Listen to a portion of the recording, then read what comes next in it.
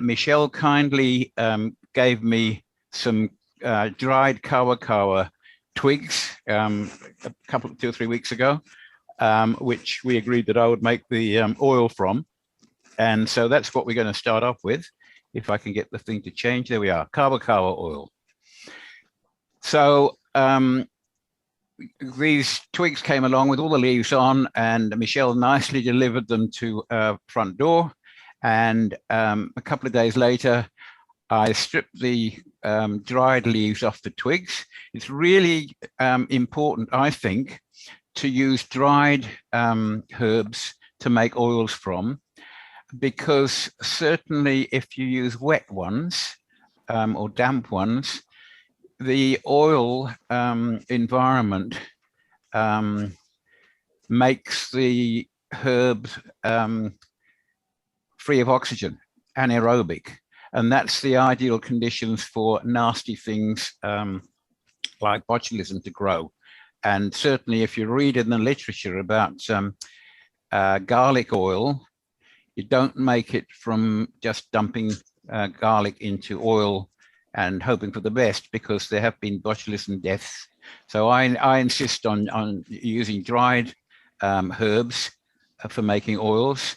And then what you do is you weigh the leaves, because you want a certain proportion of oil to weight of material that you're going to extract. So what I did was I weighed the leaves on our little kitchen scale over here. Can you see my arrow? Yep. Yep. Good. Okay. And weighed about 13 grams. And I chucked it in my special herb coffee grinder, which I'll show you at the end of this. It's basically a $15 Kmart coffee grinder. When we first went to the Kmart at Westfield Mall on Rickerton Road, and they said, "Oh, we're out of stock." It's very difficult because the druggies use them for grinding up their drugs. And I looked the woman in the face and I said, "Well, what do you think I want it for?" And she said, "No, you wouldn't." I said, "Yes, I would." She looked at me. I thought she was going to call the police. But anyway, so ground up the kawa. You can see I put the ground stuff in here. It looks a bit like green tea, which I suppose it is really a green tea. And that grinding makes the particles smaller, so the extraction in the oil gets easier and quicker. And then what I did was whoops, didn't mean to do that. Okay, shouldn't have gone that far. Okay, then I added oil, and I usually use almond oil. And the best place I've found in Christchurch at the moment to buy it in terms of price and probably quality is Pico. It's half the price of the bin in, about $16 a litre, I think, at Pico, and it's about 30 at bin in. And I usually use 4 mils of oil per gram of dried herb. So if you've got, say, you've got 25 grams of dried herb, use 100 mil of oil. And so I had about 13 grams, and I used 200 mil. So does that work out right or not? Yes, that's 16. No, that's right. I used more oil because I found if I used that ratio, 4 mils per gram, it was too thick to manipulate really. So I made it much more dilute, and I made it 16 mils per gram, and it came out a nice product anyway. So it's a little bit of a hidden art, I suppose. Really, ideally, one should analyze it and find out what dissolves, but didn't. And then what I did was down at the eco store, I picked up this thing, which is like a mini, what do you call it? Mini crock pot. And I thought that would be really nice for making balms and salves in, because I thought it would take it up to above the melting point of beeswax, which is about 65 degrees. But it's actually designed for extracting chocolate, 10 tempering chocolate, and it only gets to about 50. So I'm going to have to beef up the voltage in and risk blowing everything up. But it certainly works well for extracting. I've got a various selection of ways that I use for extracting herbs. One, this is the newest one. Otherwise, I use jars in those electric yogurt makers. They're quite good. Or I use the sous vide machine that I've got in the kitchen for extracting. And so I put the stuff in here, the almond oil and the herb in here, in those proportions. And I just plugged this thing in and left it for about a week. And Josephine kept saying, "Is that thing's got to be on overnight again?" But it was, yeah, I left it for a week. And as you can see, the temperature here is 46.2. This thing stays between 45 and 50 quite nicely. And then at the end of that time, I used the ladle and I firstly strained it through one of those plastic tea strainers with, with stainless steel mesh and into this coffee cup. And I found that there were bits that got through. There were fine bits that got through the strainer. So I then filtered it through this coffee filter with one of those fags coffee filter papers. I found that you can't buy those from Pack and Save and foodstuff stores, but you can buy them from Countdown still. So a packet of those, I think they're about $3 for 40 filters in this pack I've got here. And so that produced the product, which was this. And as you can see, it's a nice clear, almost olive green color. And that was going to be the oil that we were going to use for the demonstration of making the balm tonight. Had we been able to go, had people not got themselves infected in Auckland. So that's making the oil. Anybody got any comments or thoughts or questions about that? Please switch your microphone on if you want to comment or ask a question, and then we'll go on to the actual balm making. All right. Right. So we'll carry on. The meeting will end in 10 minutes. Okay, upgrade now. That means pay money. We'll carry on. We'll just carry on for 10 minutes, eh? Yeah. Sorry, we missed a lot of time messing around. Okay, so making balm from herbal oil. So I'm using, in this case, cayenne oil extracted in the same way into almond oil. In this case, it was done in one of the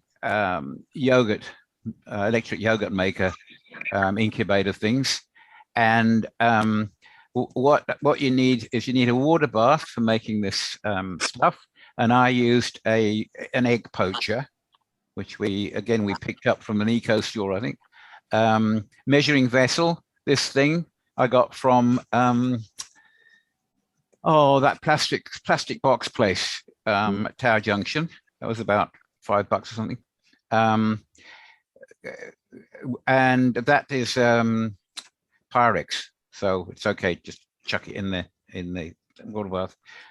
Scales. Now, if you're using beeswax as your, you can either use pellets of beeswax, which you can buy commercially, or of course, because we keep bees, we make lumps of beeswax. And I actually, some people had some from me at the Herb Society a few months ago. But what I do is I grate it using a grater. So we use a grater and then jars or bottles with the products, and we'll see that later. So all that the balm is basically is the herb oil mixed with the beeswax in the right proportion, so you get the right constituency, and then just melted together and then poured into a container and allowed to set. So, oops, sorry. So in this case, you can scale it up. I only made 50 mils. Measure out 50 mils of herbal oil and heat in the water bath to approximately 65 degrees. And as I said, I use an egg poacher. Weigh out approximately 7.5 grams of beeswax. So here I've got a ratio of about 15% beeswax to oil. And of course, depending upon the ratio will depend the how solid it is. And then bung the beeswax in, dissolve the beeswax in the heated oil, chucked in a few drops of essential oil, and I use lavender oil for a bit of perfume, or for aromatherapy if you're into aromatherapy. Other things you can use are things like tea tree oil, or whatever. Pour into jars and containers, and I use these little 5 ml ones that I picked up from one of the $5 shops, $2 shop. These ones cost about 12.5 cents each. And if I bought them from the plastic box place, they cost each individual one $2 nearly. So it's a bit of a savings to go to one of these $2 shops. And then they will set, it will set pretty quickly. And then I just screwed the lid on and put on a little label. And the product should keep for up to a year or longer. Now someone's calling. Oh no, it's not. It's my telling me to take my drugs. Okay, and that's it. And there's the calendula oil that I made. These 3 bottles are ones I used to work in Neal's Yard Apothecary in London, and I formulated some of their products while I was there.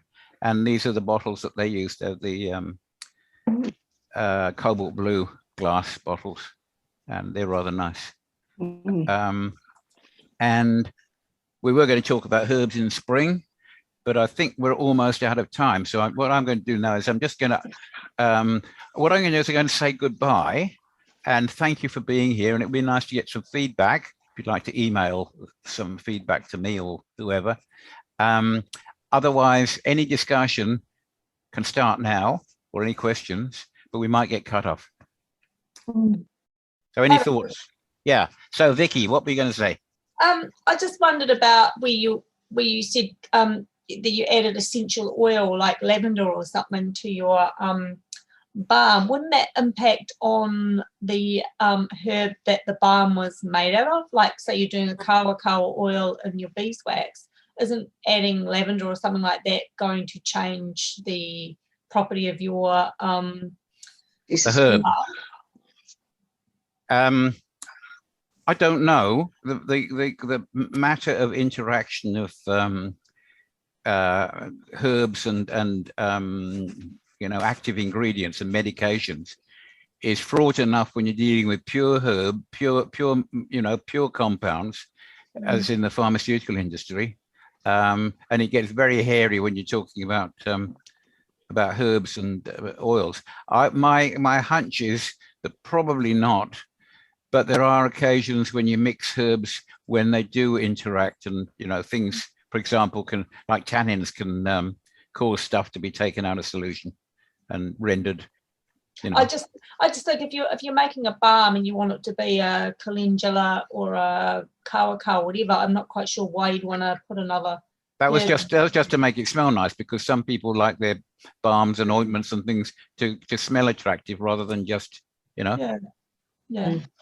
You could actually check whether those are good choices, because quite often essential oils work well together or don't work well together. Yeah.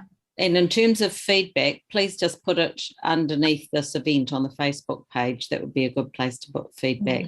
Thank you. That's a good idea, Michelle. Yeah. Okay. Any comments from anybody else, or thoughts, or observations? I'm sorry about the technical stuff up, but we'll get it right. Next time we have to do this, we'll get it right. Appreciate that you've actually made the effort to do this, Michael. It's a really good idea, and yeah, good on you. Thank you very much. Oh, thanks. Cheers. Okay. Well, spring, I had on the slideshow, I'll just go back to sharing the screen quickly. I had a thing I Googled herbs in spring, and I got a whole lot of results about what to plant, what to put in the garden. And the first two results, two of the first slides were this one from consumer.org. I don't know whether you can, did that come up? Yep. Yep. Okay, so there's thing here about some basic ideas about cultivating herbs and some suggestions for basically culinary herbs to grow. Not so much about herbal, medicinal herbs, but there was one link to King's Seeds, which might be a bit more fruitful than just the Consumer Magazine or Stuff, which was the other one that came up on that page. Okay. Did Heather have a few comments, Michael? Sorry? Has Heather got a few comments? Heather, yes. You got any comments? Me? Yes. Oh, You're the ace gardener, mate, aren't you? Oh, I'll say thank you, Michael. Anyway, no, not really. Just with spring, I've been with COVID and all that and lockdown. I've been flat out in the garden, and the weather has been so great to do it. And my herb garden, I actually finished weeding it today, so it's not looking too bad. If some of the people will know how big my herb garden is, and it was getting a bit of a mess. So now I've got to attack the front gardens. Very good. But I have planted some seeds, and I put them in the hot water cupboard, and I've got some lettuces and some cabbage and broccoli up. So yeah, but the other things haven't come up yet, but give them a day or two. Good. Well, I think we've actually, I'll just show you this other one, which was the thing from Stuff. 10 tips to grow all the herbs you need. Group the herbs, give some sunshine. Always sow coriander from seed. Blah blah blah. Sage is a temperamental sod. I like the language. And yes, so there's a little bit online if you want. Oh. Anyway, shall we call it a day or an evening? Yes.